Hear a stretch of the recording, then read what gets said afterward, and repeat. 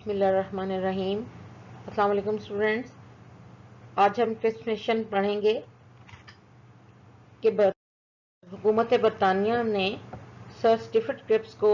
ہندوستان بھیجا تاکہ ہندوستان کے مسائل کو ختم کیا جائے اور تمام سیاسی پارٹیز کو جو ہے وہ متحد کیا جائے اور کوئی فیصلہ اخذ کیا جائے۔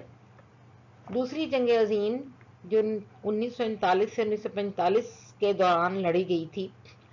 اس کے دوران 1942 میں حکومت برطانیہ نے سر اسٹیفن کرپس کو ہندوستان بھیجا، جس نے تمام سیاسی پارٹیوں کو چند نکات پر یعنی چند پوائنٹس پر متفق کرنے کی کوشش کی تاکہ برصغیر کے مسائل کو حل کیا جا سکے۔ اس نے کچھ ایسی تجاویز پیش کی جو کہ کچھ یہ ہیں۔ ایک تو یہ کہ جنگ کے بعد برصغیر تاج برطانیہ کے ماتحت ہوگا، لیکن اندرونی اور بیرونی معاملات میں برطانوی حکومت کسی طرح کی دخل اندازی سے گریز کرے گی۔ اب بات یہ کہ جنگ جب ختم ہو جائے گی، یعنی دوسری جنگ عظیم جب ختم ہو جائے گی، تو پورا برصغیر حکومت برطانیہ کے انڈر ہی رہے گا، ان کے ماتحت ہی رہے گا، لیکن اس کے باوجود حکومت برطانیہ کسی بھی طرح کے برصغیر کے اندر کے معاملات یا باہر سے اگر وہ کسی کے ساتھ کوئی معاہدے کرتے ہیں، کوئی کام کرتے ہیں، کسی بھی طرح کی دخل اندازی نہیں کرے گی، یعنی کوئی انٹرفیئر نہیں کرے گی۔ دوسری جو بات اس نے کی وہ یہ کہ دفاع، امور خارجہ، مواصلات وغیرہ تمام شعبے ہندوستانیوں کے سپرد کر دیے جائیں گے، ہندوستانیوں کے حوالے کر دیے جائیں گے، یعنی defence, foreign affairs, means of communication جتنے بھی ہوں گے، چاہے اس میں جو کچھ ریڈیو ہے، اخبارات ہیں، رسائل ہیں، جو کچھ بھی ہوں گے وہ ہندوستانیوں کو دے دیے جائیں گے، یعنی اس میں کوئی بھی حکومت برطانیہ کا بندہ یا ان کا کارندہ یا ان کا کوئی بھی افسر اس میں شامل نہیں ہوگا، سب یہ ہندوستانیوں کے پاس ہوں گے۔ اس کے بعد جو تیسرا پوائنٹ اس نے دیا وہ یہ کہ آئین سازی کے لیے ایک مرکزی اسمبلی منتخب کی جائے گی، جس کے چناؤ کے اختیار صوبائی قانون ساز اسمبلیوں کے ارکان کو ہوگا، یعنی ایک سینٹرل گورنمنٹ یا اسمبلی بنائی جائے گی۔ اب اس کے ممبرز جو ہوں گے وہ صوبے کے جو اسمبلی کے اراکین ہیں وہ اس کو چنیں گے، اور اسے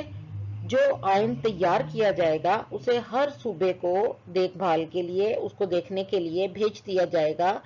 اس کو اپروول کے لیے بھیج دیا جائے گا۔ اب جو صوبے اس آئین کو پسند کریں گے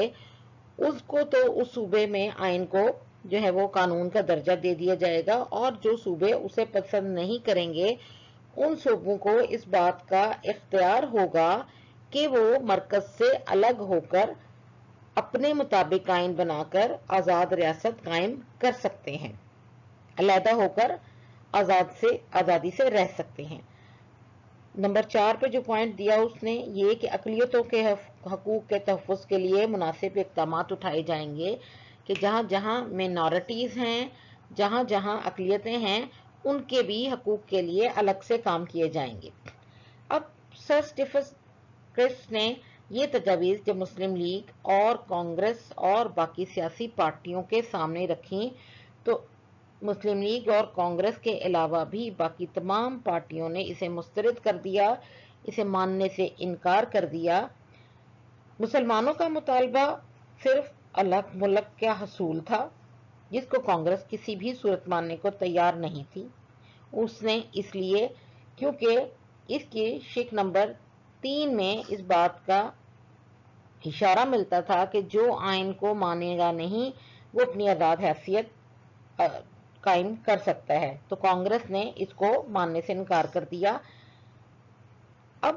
اس کے بعد مسلمانوں کو اپنی جدوجہد اور تیز کرنی پڑی۔ 1945 میں ویول پلان پیش ہوا، جس کے خلاف قائد اعظم چٹان بن گئے، انہوں نے بھی اس کو ماننے سے انکار کیا۔